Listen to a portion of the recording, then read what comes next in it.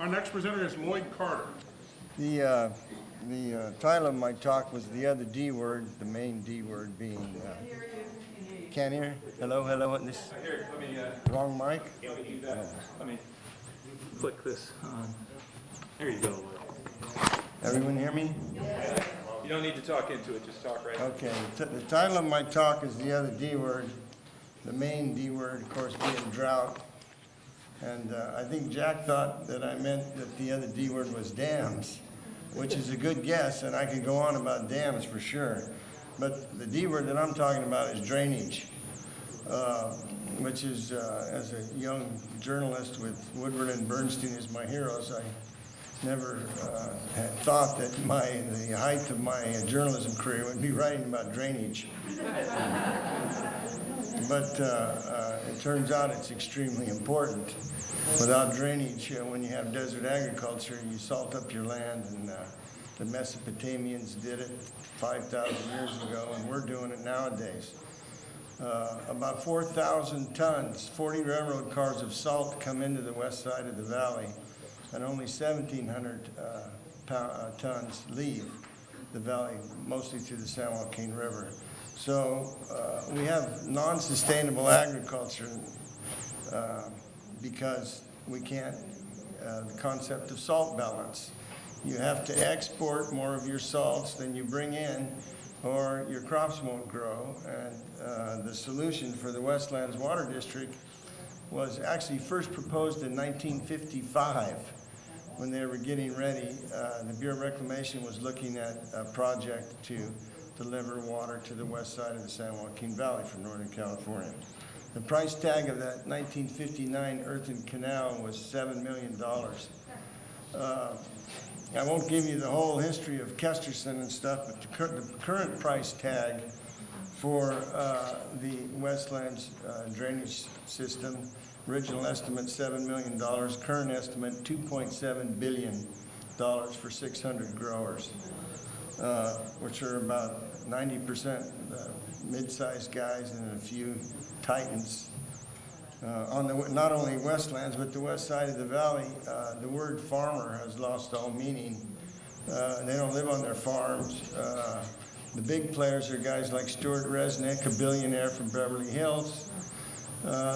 J.G. Boswell, who passed away, but the Boswell family has 200,000 acres in the Tulare Basin.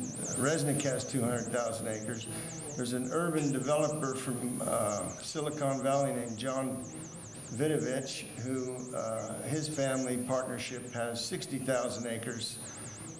And I've followed water closely for 30 years. I had never heard of Vidovich until a couple of years ago. A lot of the farming on the west side is not real farmers in the sense they don't go out there and feel the earth in their hands. It's what they call custom farming, where professional people that are looking for a tax shelter buy into a custom farming operation, and the agriculture students at Fresno State don't have much hope of ever owning their own farm because it's so expensive, so they go to work as farm managers. That's about as close as they have for their own farms.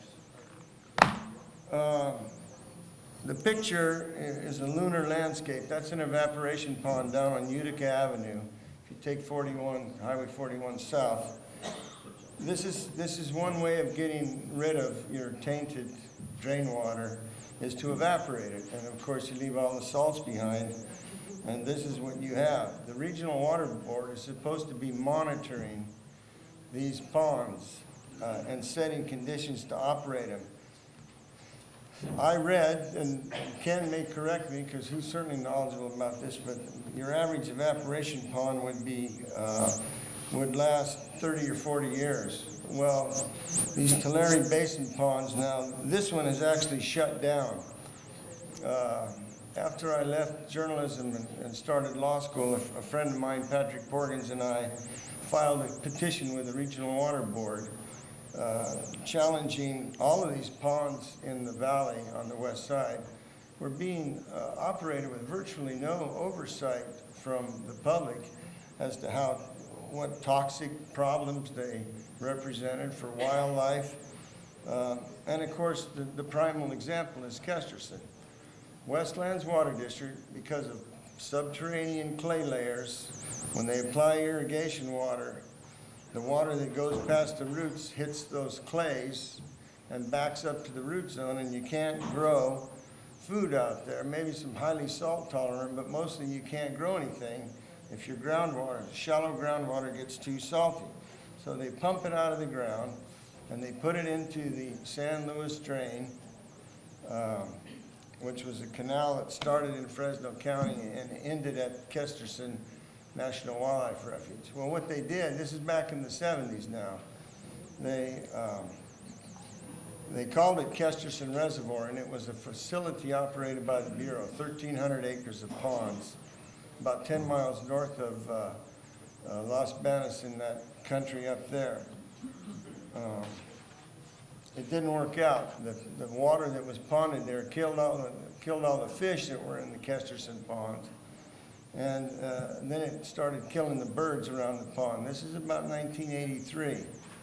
81 was when they started pumping full-strength drain water into the Kesterson ponds. Then in 82, the mosquito fish survived, but they were tested, had the highest levels of selenium ever seen in a living organism. Selenium is a trace element. They had a story in the New York Times a couple of weeks ago about they got a technology over on the west side in the Pinocchio Water District. It's $1 million reverse osmosis thing that operates off of solar power. I've been listening to these schemes to clean up drainage water for 30 years now, and some scientists may well find a way to do it, but it's still extremely expensive, too expensive for farming. So how do we get out of the problem? In my view, which has been my view for 30 years, and the views of a lot of other people, take the bad lands out of production. They should have never been farmed in the first place. They know where all the selenium is distributed on the west side. As of the closure of Kesterson in 1986, well, the state ordered it closed in 85, but in 86 they finally shut it down. And so for the last 28 years, Westlands has been operating with no drainage outlet. There was a group of landowners out there, the Peck family, the heirs of Russell Giffen, who was the patriarch of the Westlands, and the Wolfson family, who were very big growers on the west side, and a few other old guard families sued the federal government, the Bureau of Reclamation, for failing to provide drainage. And this was during the Bush years, about 10, 12 years ago. Well, Interior negotiated a deal with those four families. They settled with them for $140 million. The Wolfson family got $40 million bucks. Bill Jones's family got $17 million. Bill Jones was our state senator, our assemblyman, and our Secretary of State. He's now in the business of biomass fuels. The other thing that how am I doing on time? The thing that we learned about selenium was that it wasn't just causing problems in irrigated agricultural wastewater. It was causing problems in coal mines. Duke Energy polluted about 70 miles of the Dan River in West Virginia, mountaintop coal mining. And they just announced recently that they can't afford to pay for the mess that they've made. Now, you remember it was in the news a few weeks ago about people that got their water, that facility right on the banks of the river, and I think it was West Virginia, was leaking in people's water supply.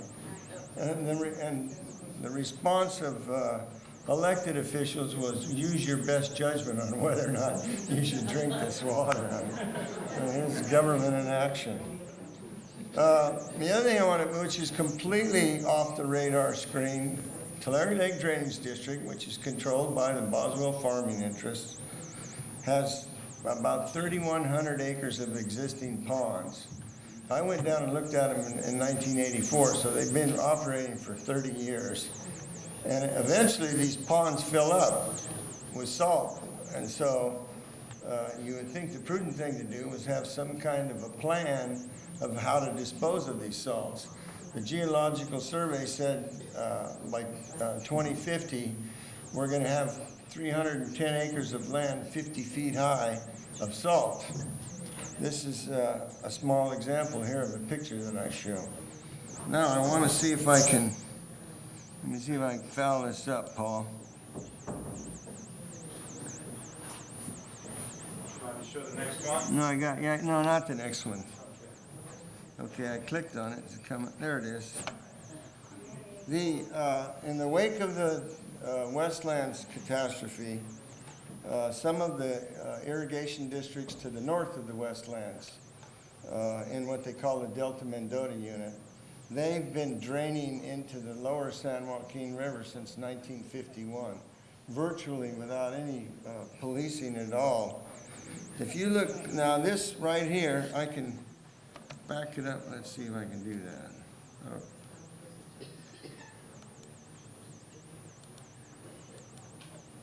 Yeah. This is where the San Luis Drain ends at Gun Club Road, if any of you guys are duck hunters. This is where it dumps into Mud Slough, which is a natural water channel. This shows you the foamy quality, and there's a smell to drain water.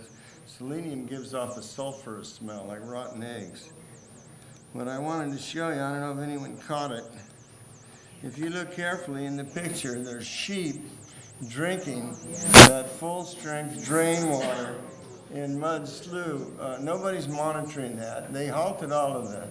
They do still test for water, the Bureau of Reclamation, but they're not checking the wildlife. Maybe I wanted to show you, well, take my word for it. Birds utilize, it's a linear evaporation facility, the San Luis Drain. The northern portion that they use, I wanted to show you a slide. This is, I forget how many tens of millions of dollars the San Luis Drain cost, but they abandoned it in the wake of Kesterson. And because there's no water in the canal, hydrostatic pressure from the sides will cause the cement plates to buckle. So I've got a shot in here of the San Luis Drain, and that's your tax dollars at work, is all I can say. Oh yeah, the other point I want to make about Tulare Lake is, in addition to the 3,100 acres of existing evaporation ponds, for comparison purposes, Kesterson was only 1,300 acres. Well, they went down to in the late 80s, they went to the Tulare Lake Drainage District evaporation ponds and determined that the selenium levels were high enough to impact bird production. If you remember from Kesterson, there was terrible deformities in the bird embryos, corkscrewed beaks, missing limbs. It was called the thalidomide scandal of the animal world. And then everybody just forgot about it. You rarely see a story anymore about what's going on. Tulare Lake Drainage District has now applied for an additional 3,000 acres of ponds. And as far as I can tell, I'm the only member of the public that has even inquired about this toxic pit. It's an evaporation facility just like Kesterson. And let me return now to the Westlands. In response to a lawsuit, the Bureau was ordered to come up with a plan for the 600 growers. Well, the plan, the $2.7 billion plan, calls for recycling, some reverse osmosis, and evaporation ponds. It's like Kesterson never happened, you know. Let's try and build another evaporation pond, which does get rid of the dirty water and leaves all the salts and pollutants behind. You remember when they dried up the Owens Valley in Los Angeles? I remember watching 20 years ago a documentary about when the wind would pick up and blow all the salts that had dried up from on the bottom of Owens Lake. People had all kinds of respiratory problems. And here in the San Joaquin Valley, 1 out of 6 kids has asthma. 30 to 40% of people have severe allergy problems. And I'm not blaming that on farming. totally, but we live in an agricultural valley that is the richest farming region in the nation and also the poorest. This is the poorest place in America. And somebody told me the other day that West Fresno itself, the city, was the poorest of any city in California, West Fresno.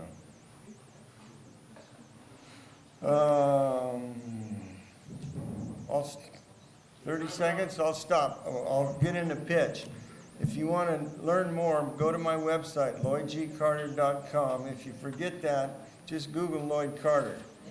There's a welterweight, welterweight boxing contender and a DA in Wisconsin that are both named Lloyd Carter. But mine should pop up first if you Google my name.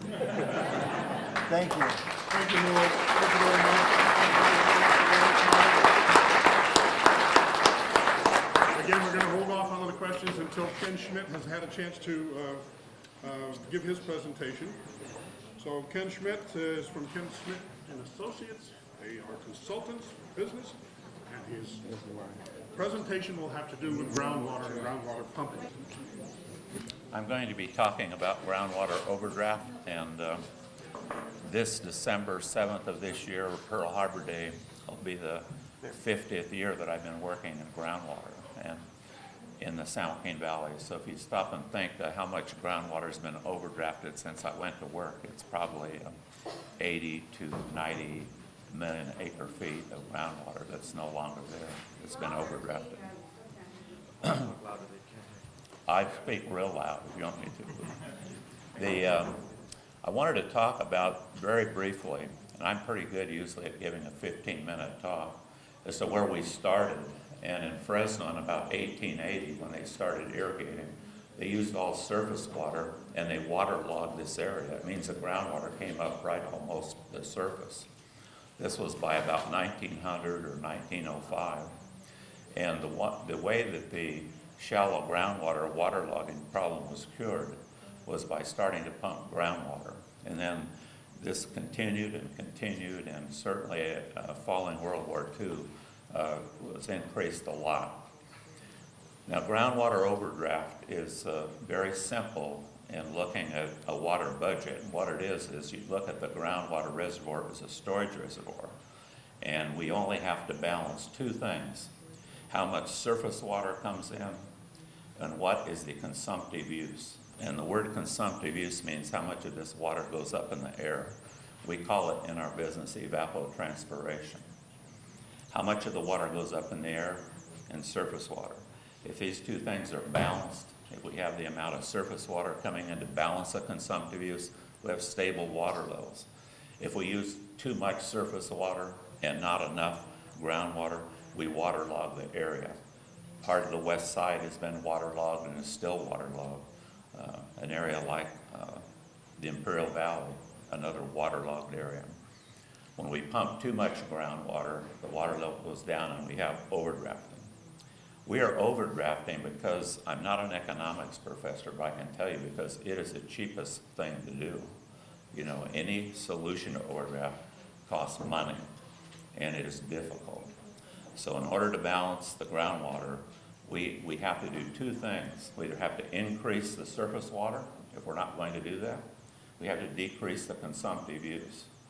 And I want to talk to you briefly about conservation, because a lot of people think, well, all we got to do is conserve water and this can solve a lot of things. In agriculture, water conservation does not contribute to solving overdraft at all, because the consumptive use stays the same no matter what method we use or how efficient we are. However, the urban area is quite different. We could go in Fresno to desert landscaping like they practice in Tucson for a long time. I lived in Tucson for 5 years when I was in graduate school. We could decrease the consumptive use in the urban area quite a bit by doing that. But the overall urban use and the water we'd save in the whole San Joaquin Valley would be small. So we got a mismatch now of probably 2 million acre feet per year. It's the same mismatch we had almost before the water projects on the west side of the valley were built. So in the early 70s, or late 60s, we had an overdraft about 2 million acre feet per year. The idea was we're going to import this water, there will be a balance. Well, unfortunately, we never did achieve a balance. And even though the overdraft decreased when they got water on the west side for maybe 10 or 20 or 30 years, it soon began to increase. So the development of new farmlands in areas that don't have surface water supplies, and you saw a graph of this already of what's happened in 5 or 7 years, most of these being developed where we don't have surface water supplies, increases the overdraft. So what are we going to do about this in the future? And we have some places where they've done something about this, and one of them is called Arizona. I found, being 71 and a half years old, that people often don't want to learn from what someone else already did, and already tried it. But in 1980, a Groundwater Management Act was passed because the federal government said we are not going to fund the completion of Central Arizona project unless you develop the Groundwater Management Act. Shortly after that was done, they mandated the measurement of pumpage, and that has to happen in the San Joaquin Valley. Everything over a private domestic well, in that case it's about 70 gallons a minute, had to be measured and reported. And then they developed progressive plans, kind of like the Russians did, 5-year plans to get to no overdraft. So this is not going to be easy. It's going to be very difficult, and it's going to have to do with if crops are taken out of production, which crops are going to be taken out and where are they. A normal person would think they would be low-value crops or in bad areas for soils or some other thing, but this will be a factor, and at some point we do need increased storage, we need increased surface water storage and increased water banking projects in the groundwater. These are needed to balance the overdraft. So my perspective is totally the groundwater. I don't want to say I ignore everything else, but I don't want you to ignore the groundwater overdraft either. And that's my presentation. Thank you. Thank you very much, and I would like to, if you've got questions now, please pass them to the people who are, the young woman in the orange necklace here, and, yes, look. So, this is for Barbara. Were there many problems that you discussed with the BDCP?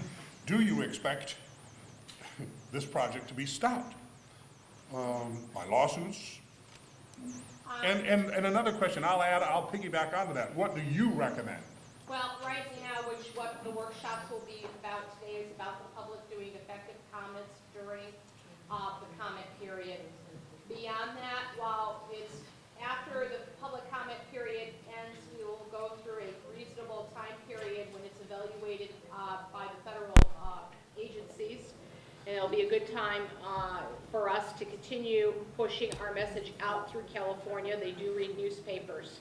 Beyond that, it will be litigation.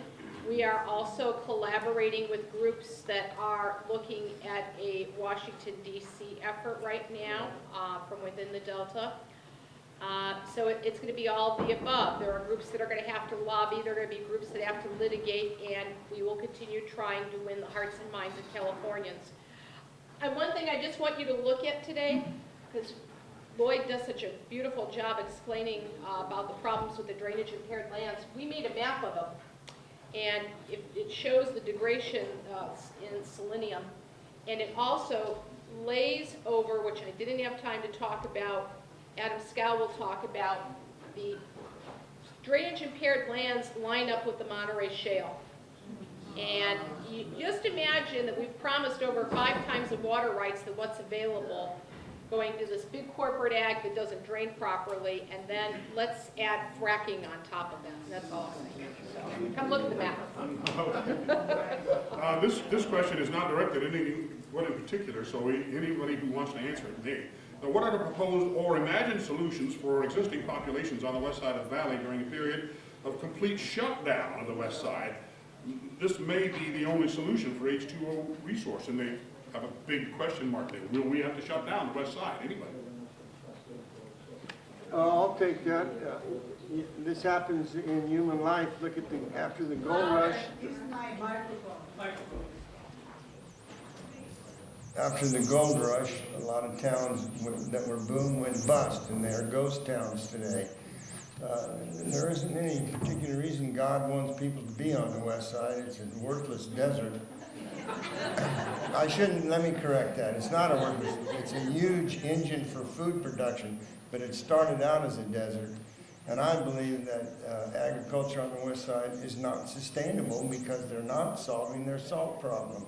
This is a 5,000-year-old problem that has never been solved. They can throw money at it, but you're not going to see $2.7 billion spent for 600 people. You know, the irony is if you go back and Congressman Sisk, our late congressman here, was the godfather of the San Luis Act. He stood on the floor of Congress in 1959 and said there would be 6,100 family farms out there if we followed reclamation law, which was an acreage limitation and a residency requirement. Well, some of you remember George Ballast National Land for People. The big growers on the west side didn't want to break up their holdings, and so the robber barons do what they always do. They go to Congress and get Congress to legalize the crime, which is exactly what happened in the 1982 Reclamation Reform Act.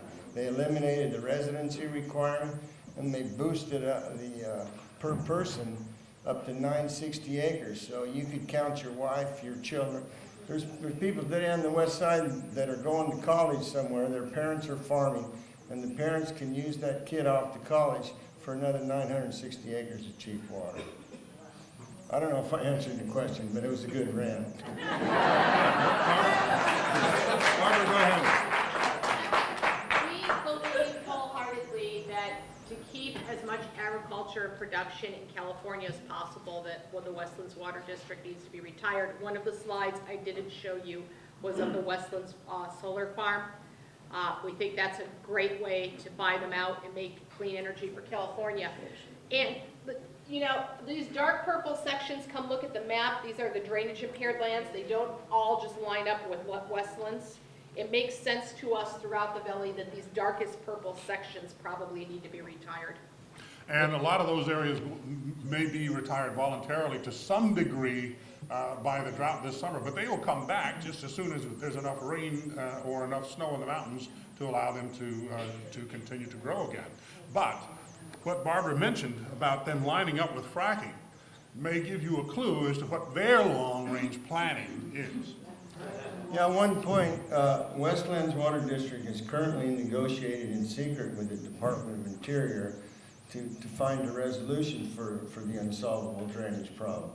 Now, what I'm told, what Westlands wants is a guaranteed firm contract for water that puts him on a footing with superior water rights holders. And they would take up to 300, not just Westlands, but some Delta Mendota water districts adjacent to Westlands. The U.S. Geological Survey said there's 343,000 acres that should be retired. I wrote this same story 30 years ago. A guy for the Fish and Wildlife Service said the way to solve the problem is to idle the bad lands and keep farming the good lands. And 30 years have rolled by and they've spent, I can't tell you how much they spent. Anybody remember CalFed? Consortium of state and federal agencies? They ran through $3 billion and didn't have not much to show for it, not one new drop of water. And the legislature and Congress finally cut them off. The next question is, how can we convince the public that the twin tunnels are not in their long-term best interest? I think you just heard some of those answers now. Barbara, would you care to? I would say come to the workshop, get on Lloyd's website, get on our website, help us do the public lifting, and the people in the Delta are raising the money for the lawyers and the lobbyists. Okay. This is a question for Ken Schmidt. How do you picture groundwater management working in the San Joaquin Valley? Well, I picture it working similar to Arizona, where there's a overall principles or guidelines established by the state. And they have local management areas. So in Arizona, those are called active management areas.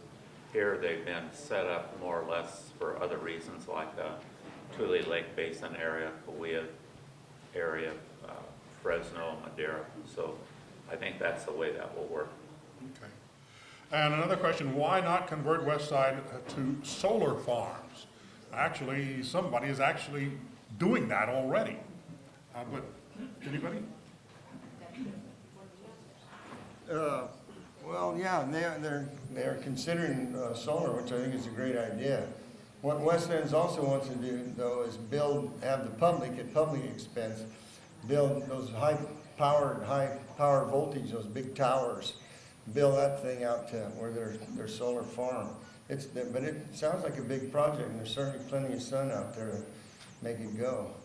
That might be part of the solution for and it is part of the solution for the drainage problem, because they can use solar power to run their reverse osmosis plants. Here you go, Lloyd, this kind of dovetails maybe a little bit into that,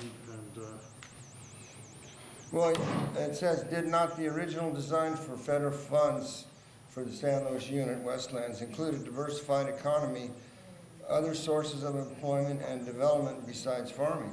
Yeah, that was the sales pitch from Bernie Sisk, as I had just said. If you had 6,000, we've all been out on the west side, you can't see a house for 30 miles in any direction. You'll see a few farm buildings and stuff, but nobody lives out there. But under Bernie Sisk's vision, and I think I posted on my website his remarks to Congress, was that you'd have these 6,000 100-acre farms. You could make a nice living on 100 acres, especially if you're planting almonds. I rode through the west side about 10 days ago with Mark Arax, the Fresno author that wrote the book on Boswell. And we were driving through we started at Mendota and then worked our way north. And there were fields that obviously had been fallowed. There wasn't going to be anything going on. Some of them had been furrowed up. And then just one section after 640 section after another was almond trees, baby almond trees, which absolutely require, water. It's a permanent crop. The old timers on the west side would be shaking their heads at the risk that's involved. You got to wait 4 or 5 years before your almonds start producing. 740,000 acres of almonds we have now in the Central Valley. And what I mean by Central Valley is the original meaning, which is both the Sacramento and the San Joaquin Valley, not just the San Joaquin Valley. It's a $3.8 billion industry. The only thing is, like every other big commodity that the valley goes into, sooner or later the prices crash. Or, the world catches up. China's getting into almonds now. These guys are getting $4 a pound. And I forget, it's like 2,700 pounds per acre that they're growing. So you do the math, it's in the billions, but this whole valley is going to be. And what's actually going on is we're commodifying our rivers. We turn them into cash, and then we ship them overseas. There's no starving people overseas that are getting almonds. It's upper class and middle class and higher that can afford to buy. Probably at the retail level. Now, what are almonds? $6, $7, $8 a pound? So. Care about that. Okay, thank you, Lloyd. And thanks to our panel. Let's give them a big round of applause. That's all the time we have for them.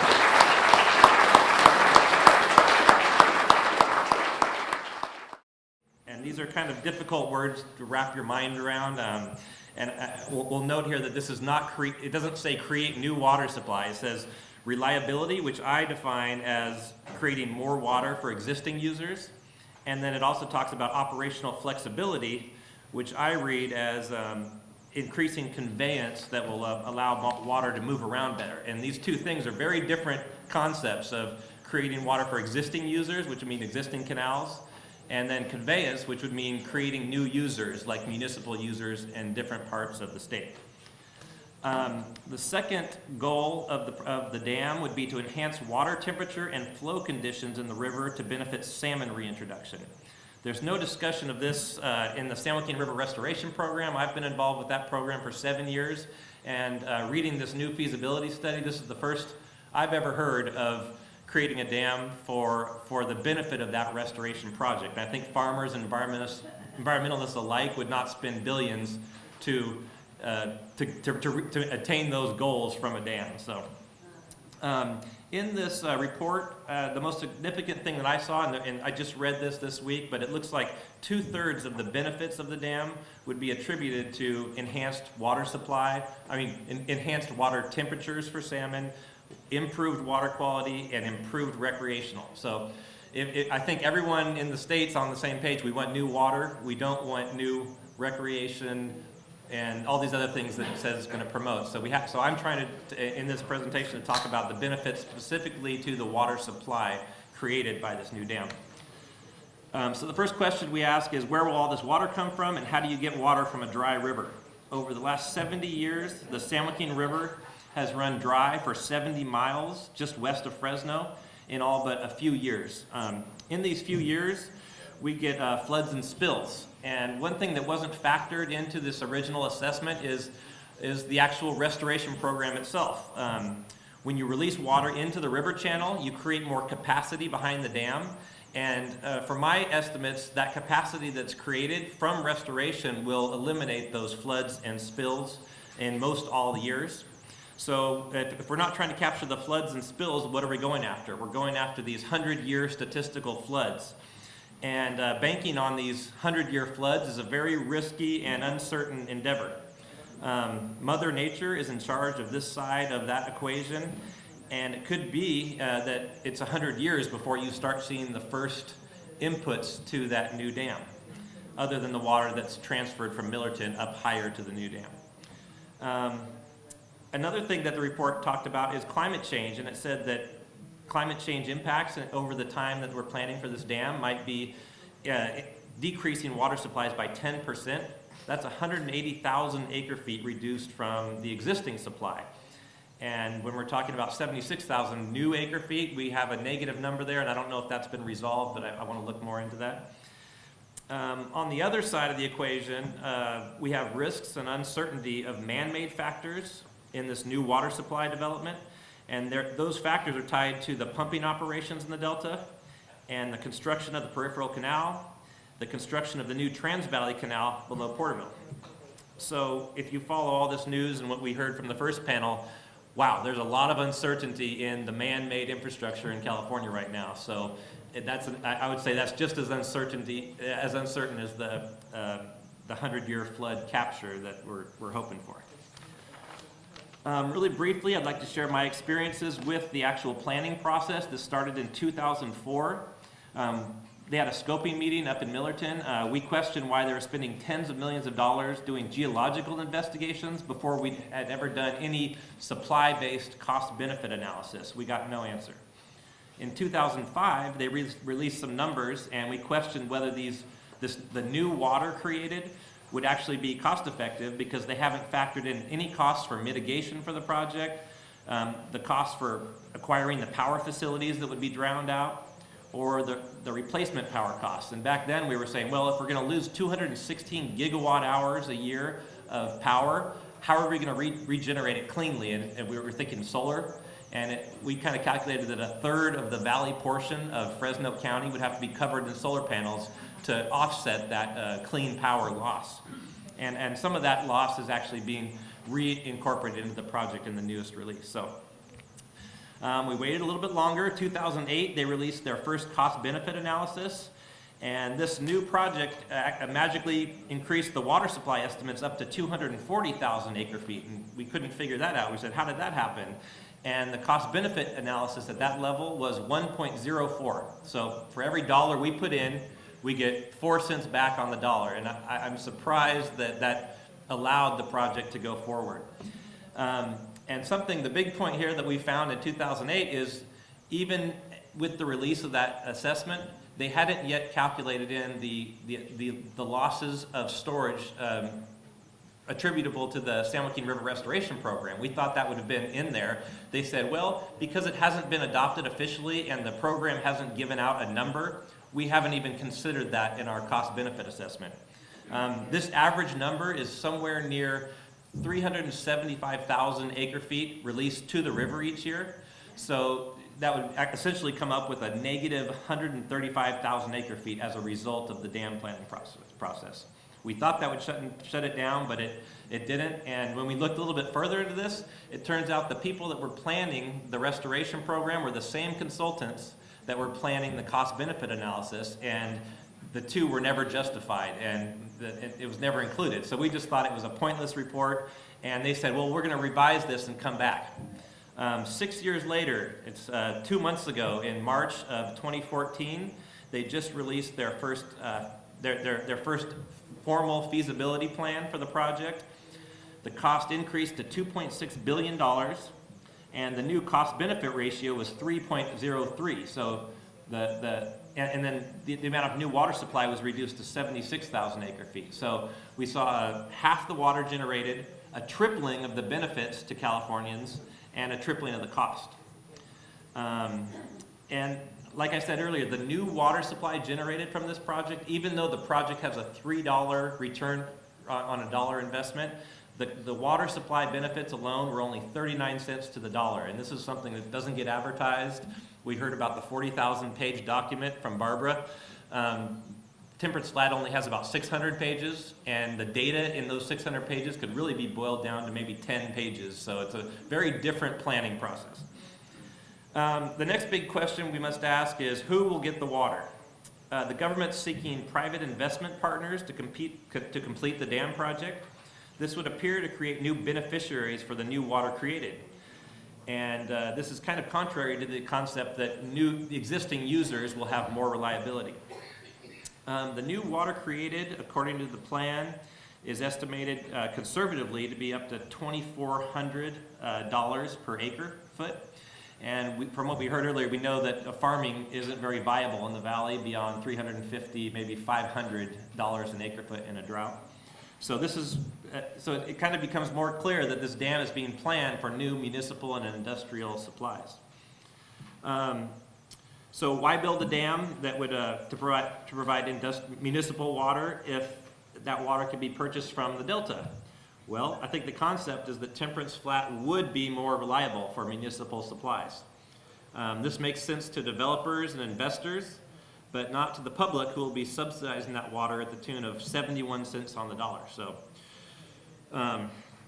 more generally, I'd like to say there's a couple public misconceptions versus this need for storage and the need for new water supply. There's currently 1,400 dams catching water from every river in California except one. The common myth is that over the last 30 to 50 years that we haven't built any new surface storage. I've heard that myself a lot of the time, and I didn't realize that that wasn't true. But in the last 30 years, we've created 8.6 million acre-feet of storage in California, and that's surface storage. We've done much more groundwater storage. The problem with this new storage is that the beneficiaries of this water supply, they don't have the water rights to fill their dams, or they don't have the right conveyance to actually get water from one place to the other when it's available. We heard a little bit earlier, LA has kind of mastered the art of this, and what I hear is that they have a 2 to 3 year supply currently that they've stored from past wet years and that they bought from the valley. And so I read in the Fresno Bee the other day, they're actually thinking about selling that water back to the valley by reverse pumping it over the Tehachapi's. And this is all done with state subsidized power. So there are other ways to generate water. I don't want to talk too much about it, but urban and ag conservation measures could be 50 times more cost effective. And certain valley water transfer programs that have been put in place are essentially cost-free oftentimes to the taxpayer. And in one district alone here in the valley, 150,000 acre-feet was generated just through the conservation measures in that district. So why don't we take on these projects? Why don't the government support these cost-effective ways to get water? Well, my thought is that the government and politicians that find these big projects more safe and palatable. To plan for a big mega dam, they would meet everybody's needs at once, rather than identifying smaller regional projects which might look like they're playing favorites or something in the state. So I just think it's got a short. Really quick, the demand in the state, we currently have 4.9 million acre-feet of demand, and by 2050 we're looking at an additional 7 to 11 million acre-feet of water. The three trends that I've really seen here is that there's a pressure to provide new water for urbanizing areas that don't have a local water supply. There's a need for existing farms to ensure more sustainable supplies with all these changing demands. And on the valley's west side, we've heard about this, we're exporting large amounts of high water consumption crops.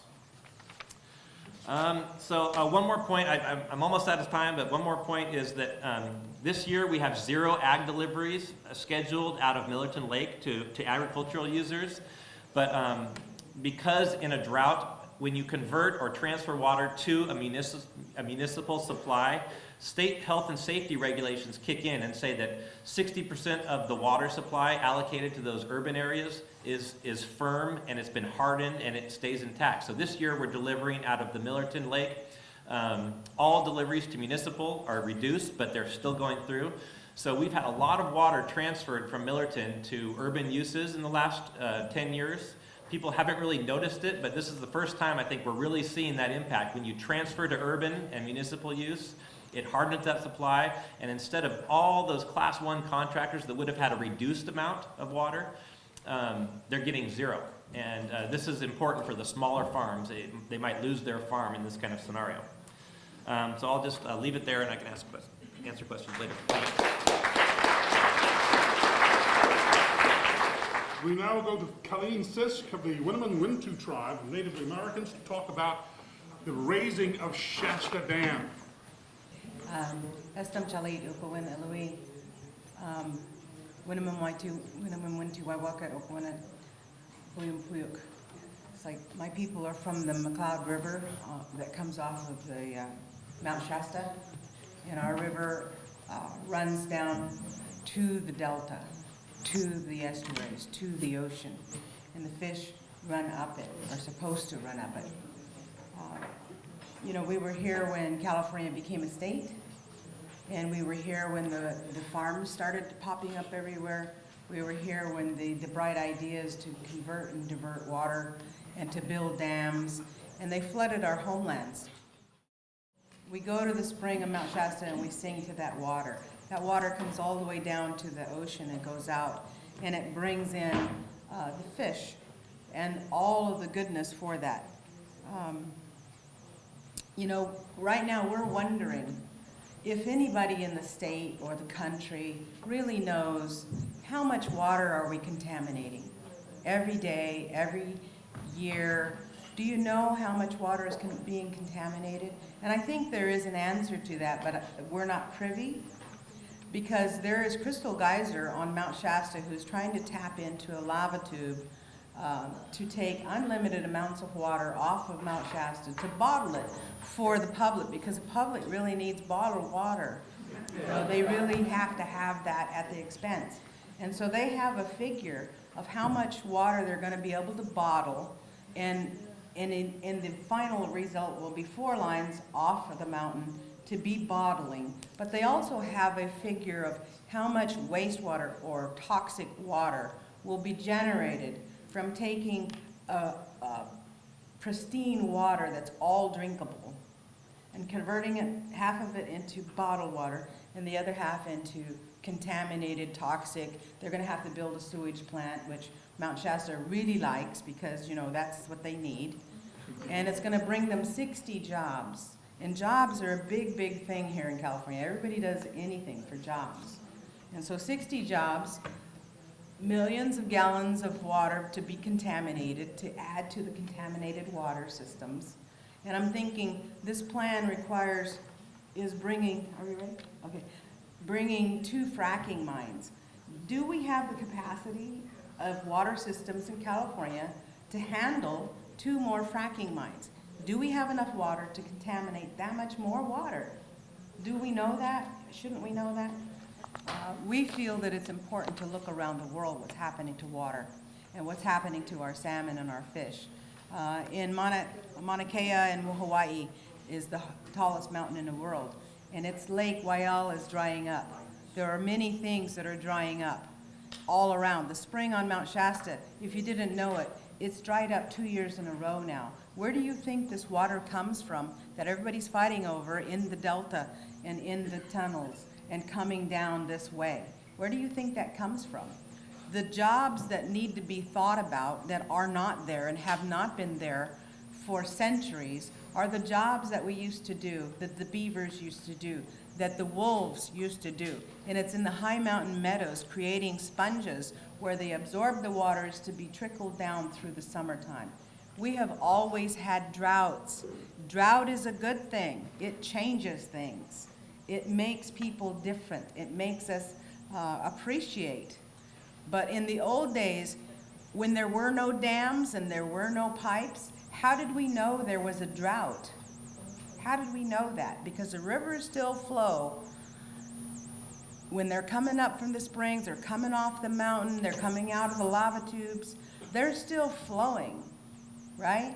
You look at those mountain tops, and when you see the bare mountains, you know you're in drought. You know there's going to be less water. Right now, there's no actions that are asking that to be changed. Because if you go up into the high mountain meadows, you will see that the streams have dug 6-foot water beds, meaning they have run in the same place for too long. The beavers are gone, and so the stream beds don't move. The stream beds move when the beavers build the dams. The dam breaks in a different place every year. The stream bed moves over, and the whole area is fed with that water. Right now, we have a major drought situation happening in the mountains. We're clear cutting our mountains that bring the water to the surface. Those roots bring the water. We have to rethink water. Water is just not in the river, and we have to rethink dams, because our dam, Shasta Dam, 60 foot of toxic waste. What are we going to do about it? We're going to build a higher. Because what? We have stopped the toxic waste from building up? No, we don't want to deal with the toxic waste. Our fish are contaminated. When are they going to put up the signs in more languages than one? But the other thing is, like, I wish that places like this, at a city college, that there would be more young people involved, that more classes would have directed their students to take on credits to learn more about their water in their state. The young people have to be here. It's their future that's being decided about this. It's our future. It's the future of the Winnemem, and we're fighting for our lives. We're fighting for our culture and our traditions. So anything you can do to help stop the raise of Shasta Dam, because there's going to be no more water in the tunnels if it doesn't start there. Thank you.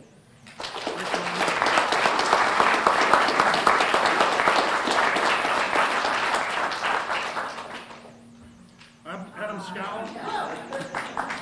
Adam Scow is our next presenter.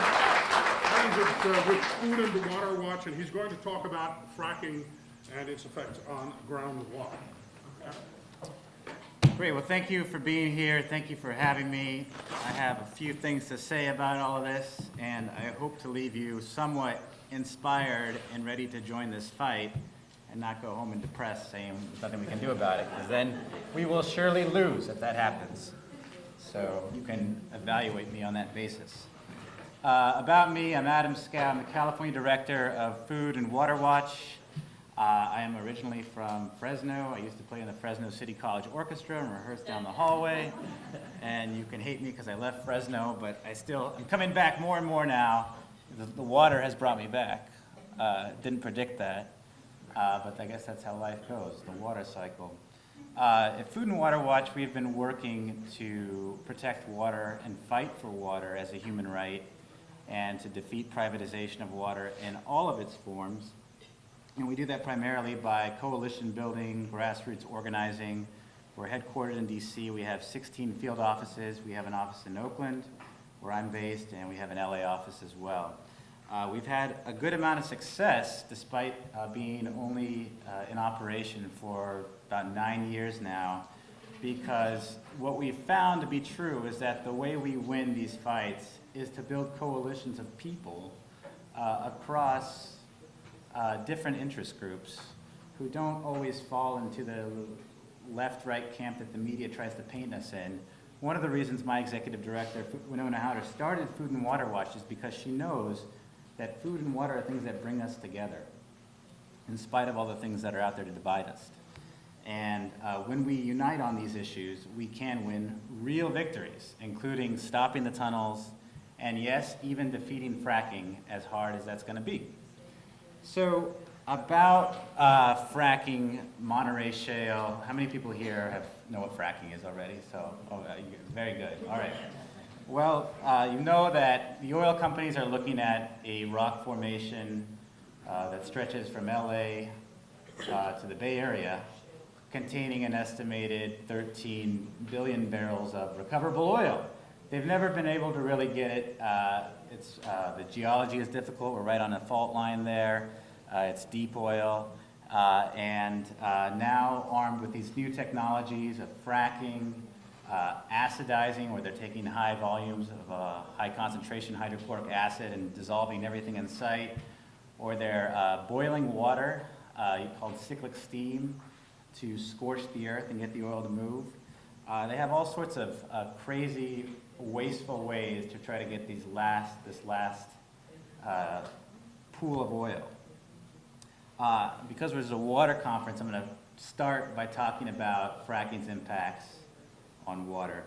I used to say it's a triple threat to California's water. It's really a quadruple threat to California's water, and I'm going to explain that. As you know, fracking, they're taking water, they mix it with the toxic chemicals and sand, and they blast it at high volume, high pressure, like a pipe bomb deep underground, sometimes a mile under deep, 2 miles, and they can go out horizontally.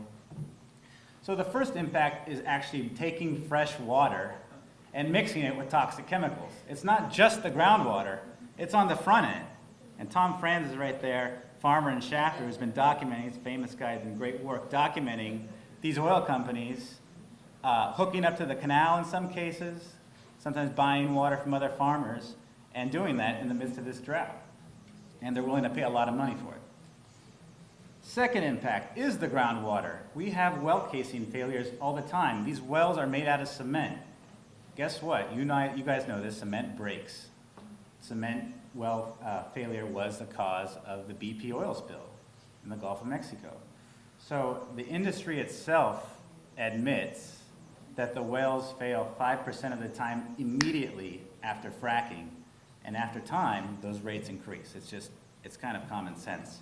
And so when groundwater is present, we're going straight through groundwater.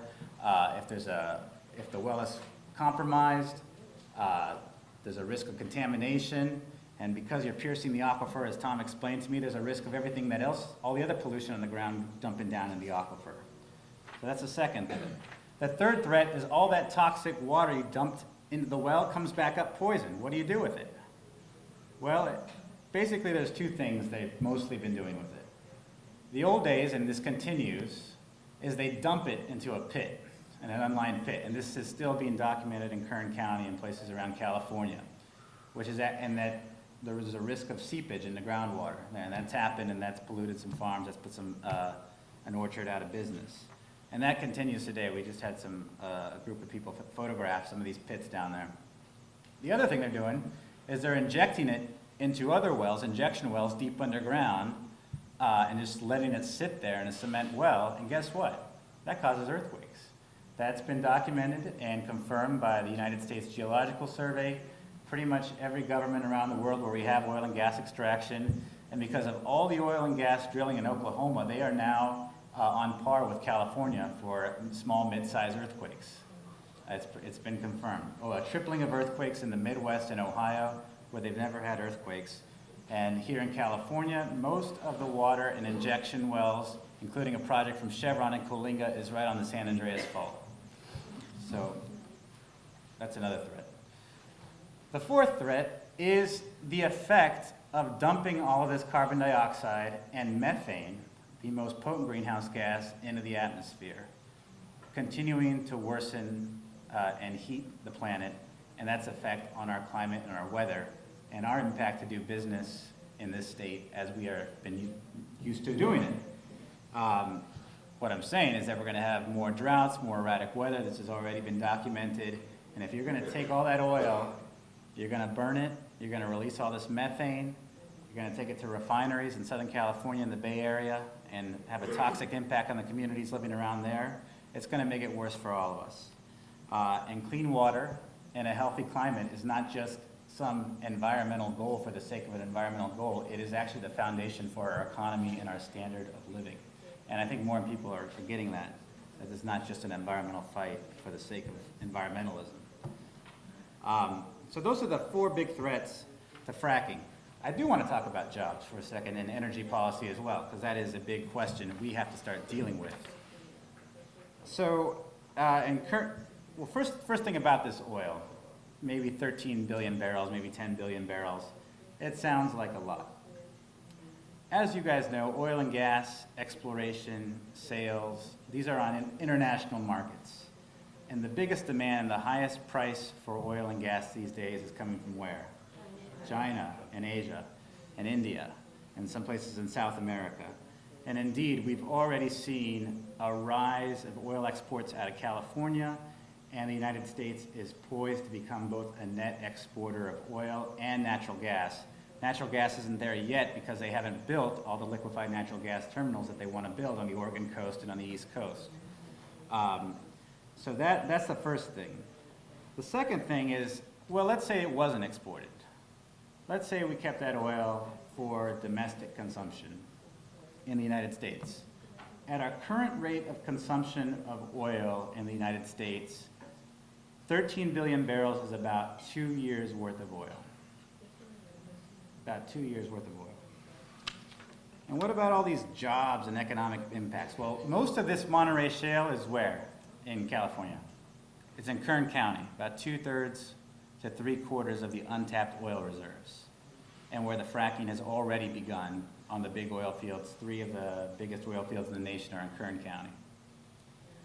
Let's look at Kern County's economy, and if that's the model, if that's our economic future model, where we have some of the highest hunger rates, some of the highest poverty rates, and some of the worst air quality and some of the worst water quality, and we have those problems here in Fresno County as well. And how many jobs, how many people are actually working in the oil fields of Kern County, where 2/3 of the oil reserves are, where the fracking has already begun? Anybody want to take a guess? Who's got a guess? 200? Well, there's 11,000 jobs, but that's 2/3 of the oil. That's most of the oil in California. There's 11,000 jobs, according to Kern County economic statistics, for 2/3 of the oil. Let's look at renewable energy for just a second, for solar, which is now actually blossoming in California at rates faster than anybody predicted, where we now, on any given day in the spring, I'm told it's about 5 to 10% of California's electricity. There's about 50,000 jobs in California's solar industry, and a potential for way, way more, for clean energy, for better paying, and for frankly safer, more sustainable jobs. So, given how much oil there is and the rate of consumption, something's got to change. We're going to have to replace oil. The question is, are we going to start doing it now in the next 10 years, or are we going to wait 20, 30 years after we've destroyed more water, destroyed more air, destroyed more farmland, and made our climate worse? The oil companies have made up their mind. They're going for that. The chief engineer at Chevron says, we are not stopping until we extract every drop of oil from the face of the earth. And guess what? China is financing them to start destroying the Ecuadorian rainforest so they can take that oil, ship it up to Richmond, California, where they refine it there, and then export it to China. So the battle is on. There's some good news. We've already are starting to see renewable energy development in California. There's jobs there. And energy demand and water demand are flat in California in the last 30 years, despite economic and population growth. So there's so much wasted energy and water in this state that we have so much room for improvement. So a lot of these predictions I take with a grain of salt. Population's growing, we gotta find more water. Oftentimes it's being manipulated. It's a con job to get you to support a project for a special interest benefit, and it's Temperance Dam or the tunnels. So there's some good news, and there's a problematic political system where we have legalized bribery. It's not where we have a governor who's taken at least $100,000 from Stuart Resnick, the big corporate farmer pushing the tunnels, and is the largest individual contributor to the California Democratic Party, one of the biggest contributors is Senator Feinstein. We have Occidental Oil Company based in LA that has given over $2 million to Jerry Brown. And the oil and gas lobby, Dan Bacher has done some great research on this, the biggest spender in Sacramento by far, $50 million in the last 3 years. Legalized bribery. Yet, it's just money. We got people. So it's time to start exercising and fighting for our right to clean water, a livable climate. Name it.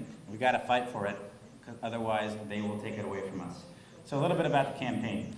I'm not supposed to do that.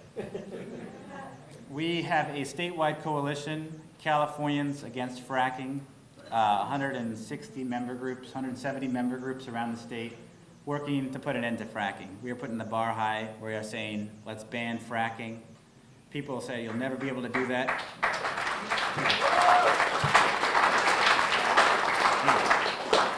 People say, oh yeah, you'll never do that, can't do it. Well, guess what? We've done it in New York so far.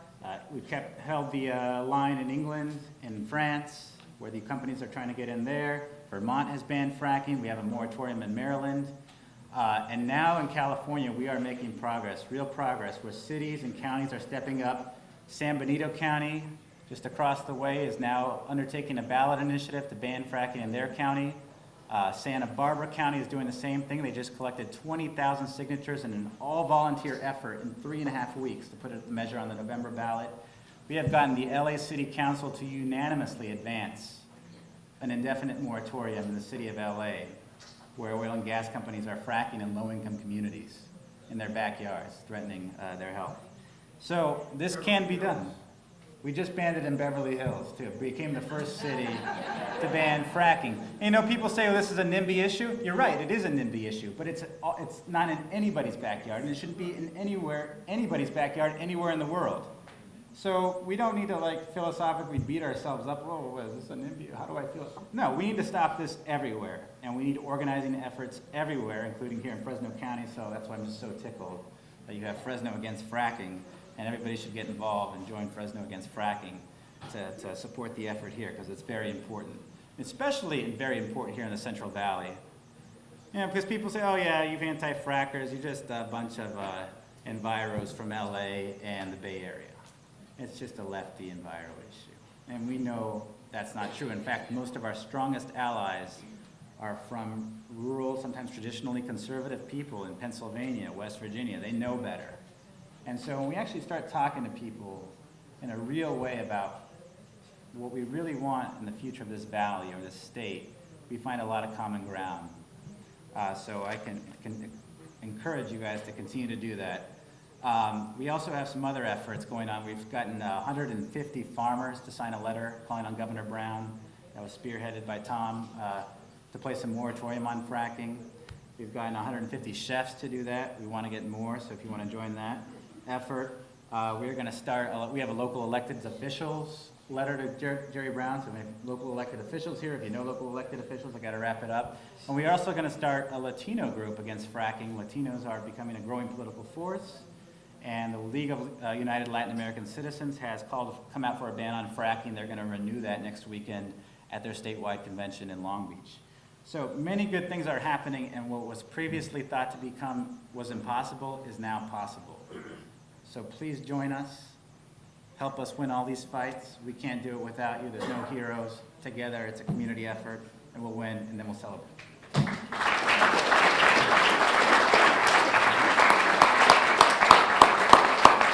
Thank you all very much. We'll take some questions now. We don't have a lot of time for questions, but I've got a stack of cards here, and I think these are the fresh ones. And if any of you have additional questions, please bring them up. Okay, please share your projected effects of high-speed rail and increased fracking activity in the valley. I'm assuming that Can't say that one more time? fracking and high-speed rail, what are the effects on the valley? I'll take the high-speed rail. Okay. I can't see without some kind of land use control in Fresno County, it seems like it's going to be a much more desirable place to live if you can hop on a train in 45 minutes, be at work in San Francisco or LA. So I see a huge development boom coming, and just from what I know about local land use, we're developing north of River Park, north of the river, all those projects do not have a local water supply, so they're either importing water or taking groundwater in the most overdrafted, that Madera Basin is one of the most overdrafted basins in California. And right now, they're proposing already 225,000 new homes north of River Park, and these are adopted and approved in local plans. And there is no water plan for those projects. So that much new municipal demand for water, it's not coming, it's either gonna come from that overdrafted basin or be imported from the Delta. And I just see big problems coming if we can't figure out a more local, sustainable supply. So growth is what the impact will be, and that growth is far from certain as to whether we can sustain it. Let me comment on fracking's impacts on the valley. Elaborate on that. It's spreading north in Kern, Kings County. There are some leases potentially for sale on the west side of Fresno County. What we know about the air pollution that's been documented in Colorado is that people who live close to these fracking sites have severe health problems. It's a lot of methane. So Some of them have their water set on fire. some of them have their water set on fire. So what I can say is that Fresno's air quality, as bad as it is and it has been, it will get worse for the valley. You're going to have more health problems, more asthma, more health care bills. That's one impact. Okay. East side farmers have trees dying. How about more storage of H2O, expansion of Shasta Dam, San Luis Reservoir, Temperance Flat? Anyone? You just talked about that. Both of you guys. Barbara, go ahead. So if you're gonna net with the raising of Shasta, 600,000 acre feet, that is what you lose under your urban pipes every year, according to what Adam's told me and from what we've seen from research done by the University of Michigan.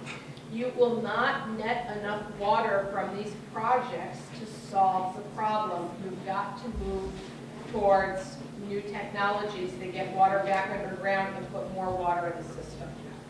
And one of the things, I have to say this, Chris, everything you said about Temperance Flat, the language, the map, it reads just like the BDC. And one of the saddest things is that not all the environmental community, because they liked the idea of Habitat in Delta, they weren't necessarily willing before to jump on and help us. But I think as they see this duplicated in other projects, it becomes clear what's happening. Okay. Not only that, but I can tell you personally, as somebody who has gone from down here in the valley, followed the San Joaquin River up into the Sierra, all the way to the headwaters. Every stream and tributary of that river has a dam on it. Every one of them. Every single one. There's no place on the San Joaquin River, not a single source of that water that doesn't have a dam on the stream somewhere. Yes. I'd just like to say something about that too, is that, you know, I think it's time for California to revisit planting trees in the desert as a possible economic gain here, and revisit bringing the salmon back to all these streams. You know, our salmon went to New Zealand, and New Zealand is the major export for salmon right now. $84 billion export on salmon that comes from our river. Now, we don't have any. We don't have a major, all of our cannery row went down. All of the river systems are blocked. And these salmon are good for the water. They're good for everything. They're good for growing. And they used to coexist with farmers, not ag business. Mm-hmm. When is the last time you went to the market or the fish store and was able to buy wild caught salmon? That's getting rare, isn't it? Yeah. They want to sell you all this farm-raised salmon, and they carry diseases, they carry all sorts of problems with them. The industriality is trying to take us down a path that will lead straight to death if we're not careful. Yeah. Adam Scow, there's a question for you. What do you know about hydrodrafting being tried in Arizona as a renewable energy source? Hydrodrafting. I don't know what it means. Could the person who's, yes? I just recently read about that.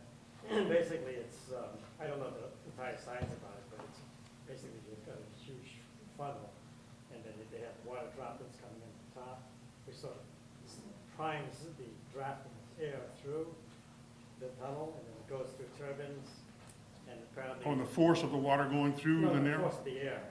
The water just creates some kind of temperature gradient or something.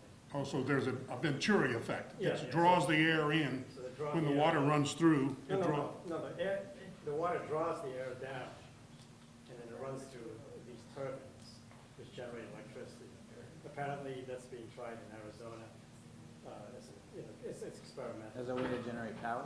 Yeah, yes, the beauty of it is it can be done during the night, as opposed to. So the water can be used during the day for one purpose, repurposed during the day, at night, to be recycled and used again. Well, no, I mean, it works at night. Okay. Let me address the spirit of your question and not really answer it at the same time. Professor Mark Jacobson at Stanford, I just heard him give a talk last night. He has put together a 100% renewable energy plan for California and the United States. His website is thesolutionsproject.org. And he has identified, knows what many of us have long known, that there are ample wind, solar, and tidal forces to power everything we need to have powered in California. With respect to water, I think that challenge is a little bit more difficult. There's a temptation that technology is going to save everything with water, and I don't see it happening, especially not the way we continue to waste, use, and pollute water. And politically, it's a challenge to stop some of those things, but that's just what we have to do. I mean, that's insane with fracking. Certain agricultural practices that we've gotten away with are just not going to make sense in the future. And we have to deal with that and solve that. And many politicians and people who want shortcuts say, well, maybe we can just build some desalination plants, which don't generate that much water and are extremely energy inefficient. So it's time to stop waste and to start dealing with putting our water to a reasonable and beneficial use, as our California Constitution says it has to be done. But our government is not doing its job. And so it's up to us to start putting pressure on that and to start saying no to wasteful practices. Politically, it's a challenge, but that's what we have to do. All right. How likely will groundwater levels decline in the southwest part of the San Joaquin Valley, causing subsidence impact the state aqueduct and its and the cost of repairing? How will subsidence affect the aqueduct? Anybody? I just know that the USGS has recently done some studies out by Fireball and Mendota, and they're noticing interesting data on how far we're overdrafting the west side. I know the Westlands Water District, their big mantra this year was, if you don't get us Delta water, we're going to overdraft 500,000 acre feet of groundwater, so get us that water. And so I just see, in these kind of droughts, I think things have the possibility of changing faster than they have in the last 100 years. So I would just say, keep watching. Keep watching and stay vigilant. Yes. One of the things that we really need to stop and think about, and I notice a theme through all of these presentations, and it is that the economic development model that we operate on does not include the waste byproducts that process of economic development produces. So, as Lloyd Carter just pointed out to us, we use the irrigation water, we salt it up, and then we try to evaporate it, but it doesn't really work. We bring water from the mountains that carries lots of selenium, and we irrigate our ground with it, and it causes problems when we try to find a way to get rid of that water, because we politically cannot send it back to the San Joaquin Delta. Politically speaking, that just is not possible to send that pollution down there. So what do the farmers do with it? They're trying to use evaporation ponds again. But this is just the tip of the iceberg. They've never really, and industry in particular in our country, if there's an accountant in here, back me up. We don't take waste into account in our accounting when we don't consider the waste. And our industry passes its waste products off onto the public at no cost to them and just pushes it off on us. And we seem to just be willing to take that. Yeah. Well, that's exactly what it's called, but I don't want to use such a term like that. But it is an externality in our accounting. Waste is an externality, and our business just doesn't consider it. So we need to really, really rethink laissez-faire capitalism.